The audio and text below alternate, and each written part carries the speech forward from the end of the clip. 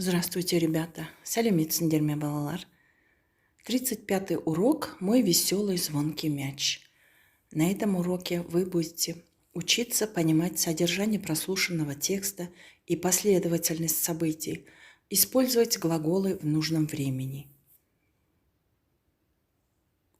Послушайте стихотворение известного детского поэта Самуила Маршака. И пока вы будете слушать, ребята, следите за картинкой, схемой. Сіздер өлеңді тыңдап отырған кезде мынау сурет, сызбаға көңіл аударамыз. Мой веселый звонкий мяч, ты куда помчался вскачь? Красный, синий, голубой, не угнаться за тобой. Я тебя ладонью хлопал, ты скакал и громко топал.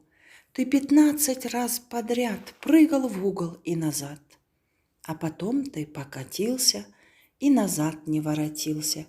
Покатился в огород, докатился до ворот.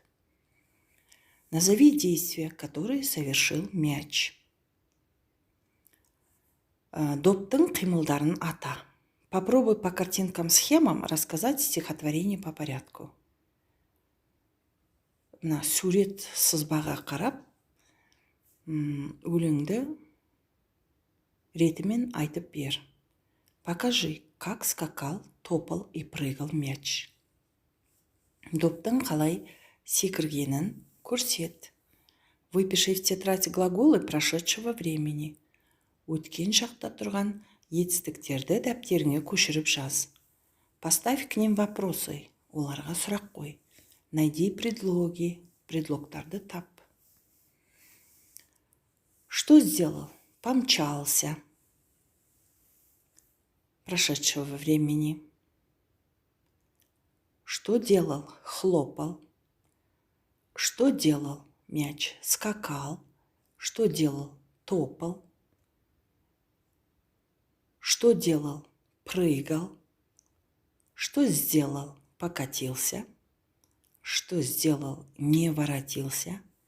Что сделал? Покатился. Что сделал? Докатился. То есть с суффиксом прошедшего времени «л» – это глаголы прошедшего времени. «Л» деген суффикс бар етістіктер өткен шақта тұрады. Ребята, прочитайте названия спортивных игр с мячом. Балалар, мынау спорттық ойындар доппен ойналатын, солардың атын атап шығыңдар. Футбол, волейбол, баскетбол, водное поло, мотобол, пушбол. Какие игры тебе не знакомы? Осы ойындардың қайсысы саған таныс емес? Запишите тетрадь по образцу. Таныс емес ойынды мына мысалға қарап жазамыз дәптерге. Мне не знакома игра в пушбол. Маған пушбол ойыны таныс емес. Что это за игра пушбол, ребята?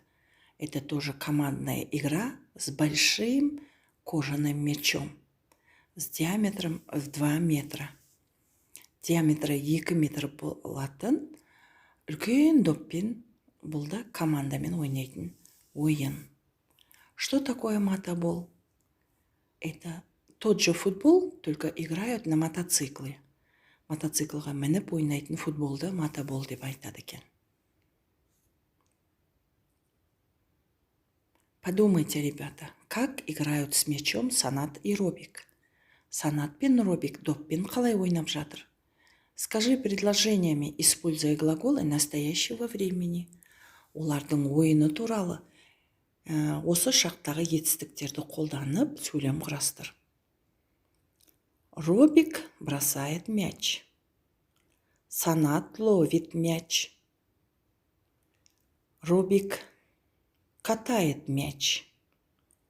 Робик пинает мяч. Санат пинает мяч. А что ты будешь делать с мячом? Ал сен доппен қалай ойнайсың? Глаголы какого времени ты будешь использовать в ответах? Өз жауабында Қандай шақта тұрған етістікті қолданып жауап бересің? Я буду бросать. Я буду что делать? Я буду бросать. Это глагол будущего времени. Я буду ловить мяч.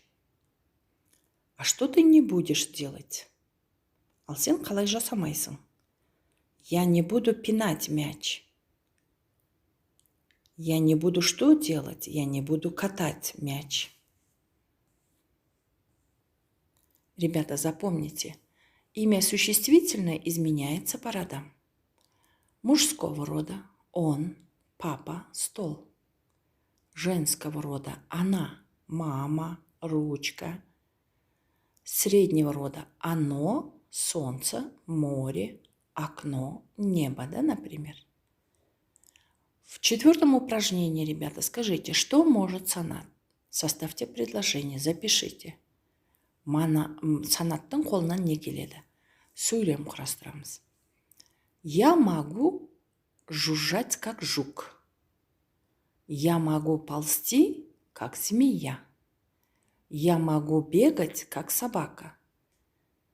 Я могу прыгать, как заяц. Запишите имена существительные в тетрадь. Определите их род. Жук мужского рода, собака женского рода, змея женского рода, заяц мужского рода, мяч мужского рода, небо среднего рода. До свидания, ребята. До следующих встреч.